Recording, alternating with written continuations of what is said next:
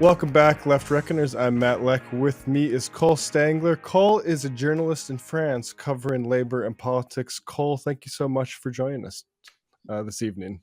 Yeah, thank you And so the much morning for you. having me. Exactly. Yeah, no problem. Cole, we reached out to you a while ago, but this is an ongoing story. These protests in France, and there was recently a court decision, is my understanding, regarding the constitutionality. But before we get there, who is Emmanuel Macron for people who might not follow French politics super closely? Yeah, so the president of France elected in 2017 on a very sort of like reformist platform, as we say here. He was trying to sort of shake up the political system, political establishment, and politics as usual in France. So it didn't come from either of the two main political parties up until that point in the history of the Fifth Republic. So he's a former socialist from the Socialist Party under François Hollande. He was his economy minister. But Macron came to power in 2017, very much with this promise of shaking up the political system, and doing so from an angle that was, as you might say, pro business friendly, trying to sort of change the role of the state in the French economy, with a sort of like dose, you might say, of social liberalism as well. So sort of these two things: economic liberalism to some extent in the French context, and then a sort of socially liberal platform. That was how he campaigned, and that was sort of his image in 2017. Mm-hmm. We can go over, kind of blow by blow the presidency. His first term until 2022, he was reelected last year. But I think maybe just to keep it quick, I mean, what we've seen is I think a shift on certainly on both fronts, but over the course of his presidency, we saw him apply a number of these pro-business, economically liberal reforms, getting rid of and of course of his first term, getting rid of the wealth tax, which applied to people with over 1.3 million euros in assets. So in his very first budget as president, getting rid of the wealth tax. He oversaw pro-employer labor law reforms that make it easier to lay off workers, make it sort of reduce the ability of unions to engage in effective collective bargaining. We saw the application of a flat tax on capital gains. Again, all this in his very first budget. Reform of the unemployment insurance system to make it harder on recipients of aid. And so all these sort of pro-business reforms that the business lobby has been pushing for quite some time in France. And then it turns out that the sort of socially liberal kind of counterpiece to this wasn't actually so socially liberal after all.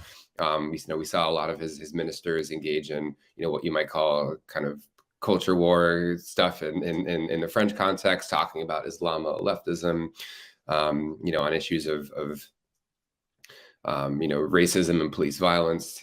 Le wokeism, right? That's over in France now. Yes, the le wokisme. So all these little things as well. I mean, we can go into each bit, but I think that's sort of just a good kind of quick a recap. And Macron was reelected and I think this is the last piece I'll leave you with to respond to that question. He was reelected last year against, again, Marine Le Pen on the far right. And his margin of victory this time was much tighter in the second round. Still won fairly comfortably, but with a tighter margin of victory in the second round than compared to 2017. And a big, I think, thing to keep in mind with his reelection, it was already the case in 2017, but it was also true this time around. Was if you look at polls of French voters, and you ask them, why did you vote for Macron against Le Pen? A big chunk of them, I think 40% this time around, said they were voting for Macron precisely simply because out of a desire to defeat his opponent, the far right. People vote for Macron because they don't want to have the far right in charge. And so Macron, when he was reelected this time, said, I suppose as one does in the circumstance, said, I understand, the circumstances under which I've been reelected. And he had a sort of message at the beginning of his term to suggest that perhaps he would govern a little bit differently, taking into account the fact that while he did win re-election, this wasn't necessarily a full-on endorsement of all his policies.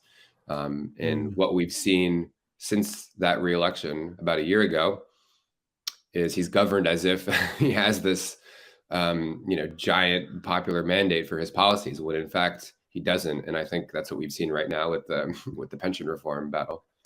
Interesting. I mean, that comports with sort of what I think people who, like myself, who don't follow it super closely, but know enough to know like Macron's genuine, like the wealth tax stuff. It's interesting just following, like you say, the sort of head fake following beating Le Pen for his re-election, and then going into this. So yeah, now we're into this pension reform thing. Can you just give folks a before we get into like the sort of constitutionality and the stuff about the pensions? What are these pension reforms? Yeah, so I mean, there are really two big pieces of it. One is that the big one is that it would hike the retirement eligibility age from 62 to 64. Maybe I should stop speaking in the conditional, but it's hiking the retirement age from 62 to 64. And the eligibility age, I think that's an important just thing to stress. It's not as if everyone is now going to be everyone's retiring at 62, and now everyone's retiring at 64. No, this is the sort of floor at which you can collect a full pension, the minimum. Even under this reform, people will be retiring at 65, 66, 67, because they haven't done enough. They haven't validated enough quarters in the system in order to get a full pension. So the first thing is just that floor is being raised from 62 to 64. And the second piece of it is that this is a little bit technical, but it's an important point to stress. It doesn't get talked about that much. It's accelerating the application of that minimum number of years work you have to do in order to get a full pension. Right now, it's like 40. It's going to be 43 years, but they're making that take effect sooner. I think in 2027, in a few years. In any case, so that 43-year-old threshold is going to be the 43 years work threshold is going to be the new threshold for everybody very soon. But I say that because it means that, just to kind of nuance the debate here, there's this sort of impression I hear sometimes in Anglophone media. You feel like everyone in France is just retiring at 62, and now they're just going to be everyone's retiring at 64. No, we're talking about the minimum, and actually, 43 years worked is a lot of years, before you can get a full pension. So imagine someone starting work at 22 or 23. They're not going to be retiring at 64. So those are the two sort of big pieces. But obviously, the big one is that hike in the eligibility. And again, this is something that it was in Macron's 2022 presidential campaign that he was going to hike the retirement age. And obviously, it's perceived as being extremely unfair by a vast majority of French people, and the polls continue to show that. They've shown that for the last 3 months since the government introduced this bill in January. Is this just sort of Asterian budget balancing sort of justification? Yeah, it's interesting because the government says officially that this is designed this is saving the pension system from the brink of collapse, right? That's the line, is that this is the only thing we can do to save the pension system from the brink of collapse. And I think for one, the state's own numbers, paint a different picture. There's a pensions advisory committee that the French government has, and according to their studies, there is going to be a deficit in the medium to long term, by the several billion euros. So that could be a problem depending on your perspective, but it's not a system that's on the brink of collapse. And then secondly, if you do think that deficit is a problem and you really want to address it, there are a variety of sort of levers you can push in order to apply in order to achieve that deficit reduction. Right now, the government says the only way to do that is by hiking the eligibility age, which is I think just not true. Like, objectively, you have different ways you can address that. If you want to address that deficit, if you think that's important, again, maybe it's not the most important thing in the world, but if you want to, there are ways to do it. You can, for instance, hike taxes on the rich. That's one that's one option that's been floated. And Someone who's mentioned this is Gabriel Zucman, who's gotten some attention in the U.S. He's been an advisor to Elizabeth Warren and to Sanders, I think, briefly as well. So an economist in Berkeley, he's floated the idea of having a just special contribution from the super rich to help fund the pension system. France has a lot of extremely wealthy people. Let's not forget this. More than 40 billionaires, the richest men and the richest women in the world now, both French. A good achievement for Macron. You have Bernard Arnault, who's the richest man in the world, and the heiress of the Bettencourt family, which owns L'Oreal, is the richest woman in the world. So you can hike taxes on the rich. Maybe you can talk about reducing benefits for the highest earners. That's something that's been floated. It's of course politically very difficult, but that's one option. You could increase contributions that people are paying into the system over their pay in their paychecks. Also maybe tricky, but the point is there's other routes that you can take here. The government has insisted this is the only way to do it. And I think one last thing I'll add on that point, as sort of why are they doing this? The official reason is for the financial viability of the system. I think a more compelling way to look at it maybe is the government has spent a lot of money over the last few years through these sort of unexpected moments of crises. There was the yellow vests, where they spent billions of euros, these sort of emergency social measures to help quell the movement. There was the COVID crisis, which was obviously extremely expensive. Now you have the war in Ukraine. The government is helping to subsidize, electricity prices or energy prices. So you have these moments that are leading to a lot of expenses. And, if you're committed to not raising taxes and you need to figure out a way to pay for all this and show the European Commission that you're serious about your, you take your budget, responsibilities very seriously. A great way to find a lot of savings is to go looking in the pension system. And the government has said, in their annual document to the European Commission that they anticipated generating, billions of euros in savings from retirement reforms, even before they had applied the reform. So I think there's a compelling case to be made that this is ultimately about helping to pay for an agenda, that doesn't necessarily have to do with the actual viability of the pension system. Interesting. The wealth tax cut seems pretty hard to square with this sort of drive. And you mentioned the yellow vests, so that kind of leads us to these protests now. Just as preface, what do the yellow vests what's the relationship here? And talk about the protests before we get to the constitutional judgment. Yeah, I think this is in some ways similar to the yellow vests, since you have a mass protest movement, mass opposition to the government that goes beyond just the single issue that launched the movement. In the case of the yellow vest, it was the fuel tax, proposed fuel tax. In this case, it's obviously the pension reforms, but there are these big mass movements. A huge difference. I think there are a lot of them, but the yellow vest was movement was fairly I should say extremely decentralized, taking place outside traditional political parties, union organizations. It was very much launched by just people on the internet, people finding different actions going on around them. You had these different kind of personalities emerge, but it was extremely decentralized and not structured very well, for better or worse. And this pension reform movement has been very much led by trade unions, supported by the parties of the left, but the movement itself has been supported from the beginning from unions. When they expressed their opposition to the reform, they called for, as they often do, a day of strikes and protests, and we've seen sort of a succession of these over the last few months. I think we just finished the 12th day of strikes and protests. There's a lot of debate too about the strategy of unions. Is this too much of kind of this ritualized protest? Should it need to be more disruptive?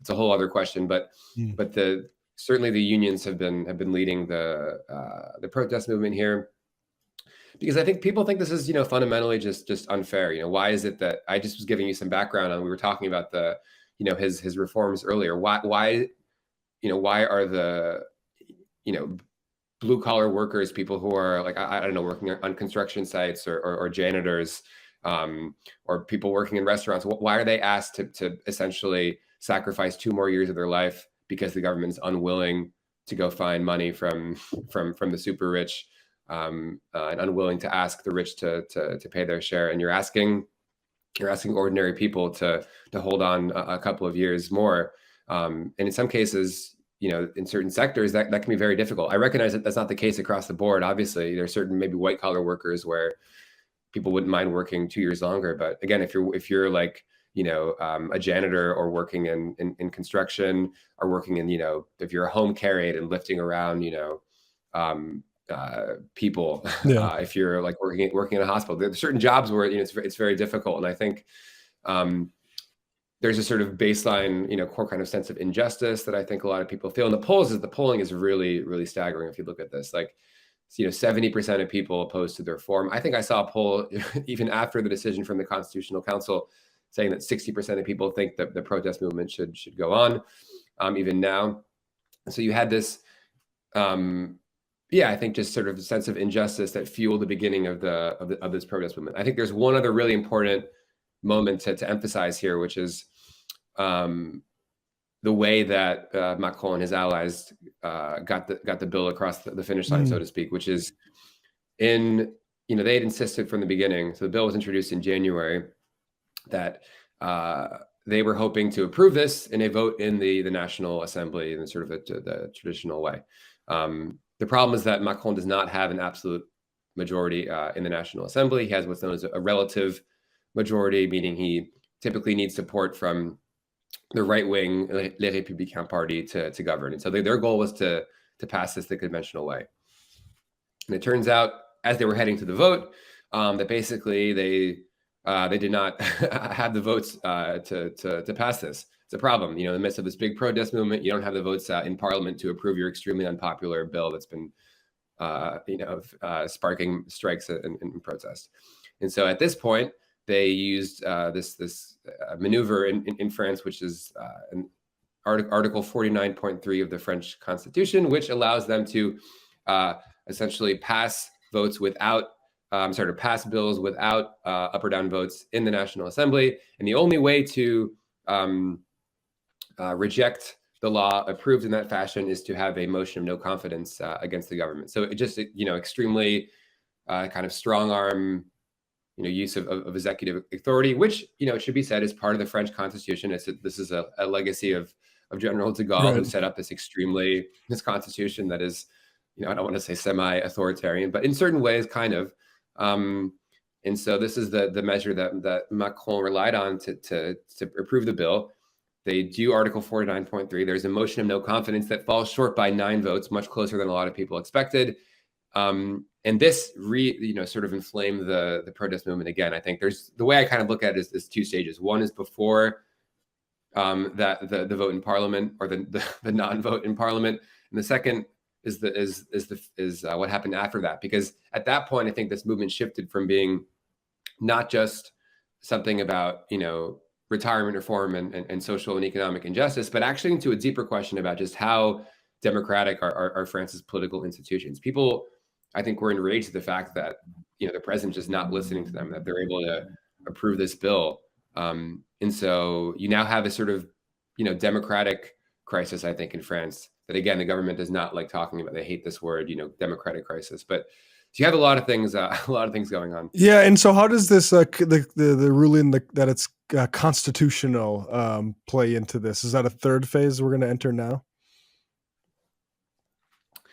Yeah, I mean, I don't know. We'll see what happens. It's looking pretty dire, I think, from the point of view of unions and protesters. But this is sort of one of the kind of last, I don't know, I'm very bad with my idiomatic expressions now. But one of the last things protesters were hoping for was for the Constitutional Council to step in and invalidate parts or all of this of the law. There was hope that because of this very unconventional method that was used by the government to approve the bill, that the Constitutional Council, which is sort of a rough equivalent to the Supreme Court, but not entirely, that they would step in and invalidate part of the law. They did not. Right. And in the hours that followed, literally the hours that followed, Macron signed into law the pension reform. Technically speaking, they still have to write, if I'm not mistaken, the different like decrees to like put the law into place even after they've already published it. So there's still one other kind of formal step that needs to be followed. But it looks like, given their approach, that they're going to do that.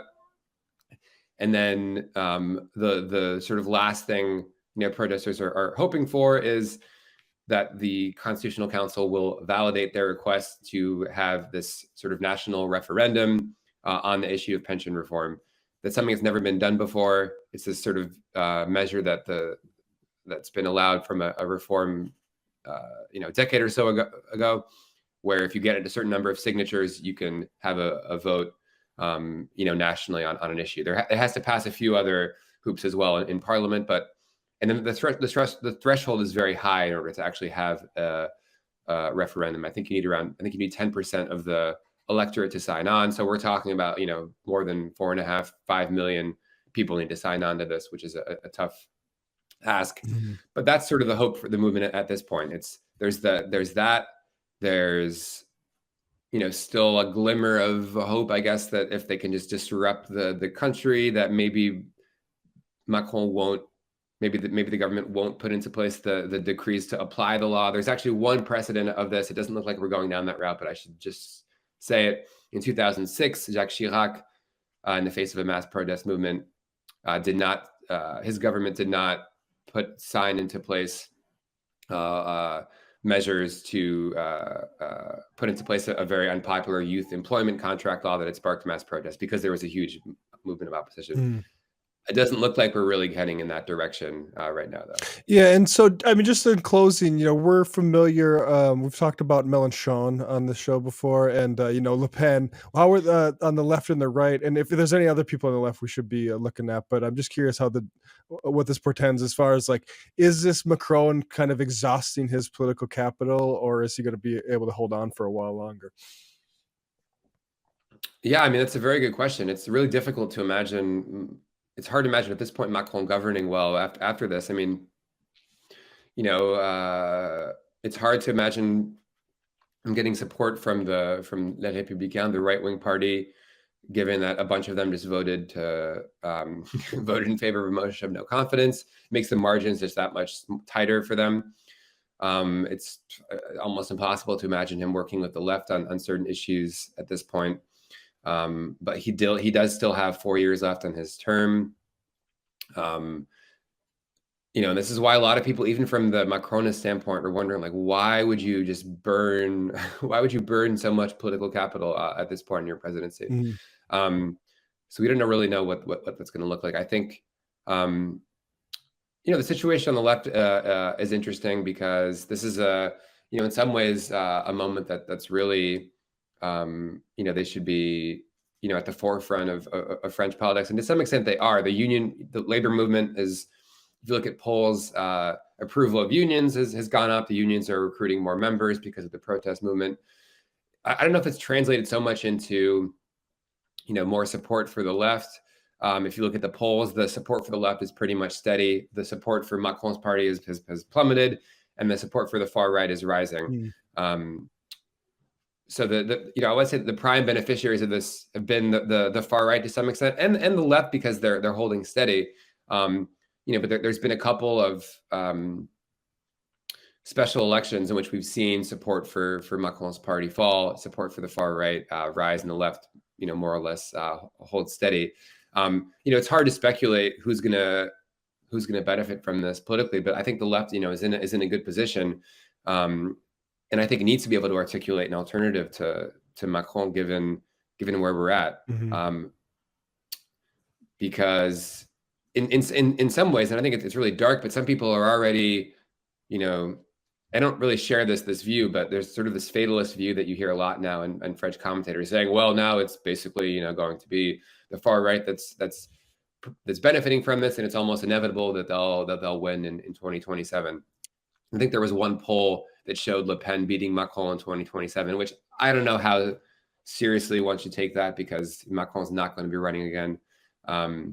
But I'm not really answering your question directly because Yeah. it's so hard to answer. I mean, Mélenchon, the question on the left is are they going to be able to maintain this unity that we've had since last year with the legislative alliance between La France Insoumise, the Communists, the Greens, and the Socialists? So far, they've been able to maintain it despite some disagreements, and despite everyone wanting it to collapse as well. And I think that that's a sign of hope as well. I think is the left is still very much present and holding strong. So it's hard to say where this will go. Yeah, well, I mean, that definitely answers my question. It's maybe not as hopeful. I was hoping it was maybe the right holding steady and the left ascendant, but I'll take at least like a not collapsing left when you look at compared to, like, I don't know, the UK or something like that. But Cole, where can people find your work? I have my website, colestangler.com. I have a Patreon as well with the same name, Cole Stangler. There you go. Check out Cole's work. Thank you so much, Cole. It's been a great time. Yeah, thank you. Thanks for having me.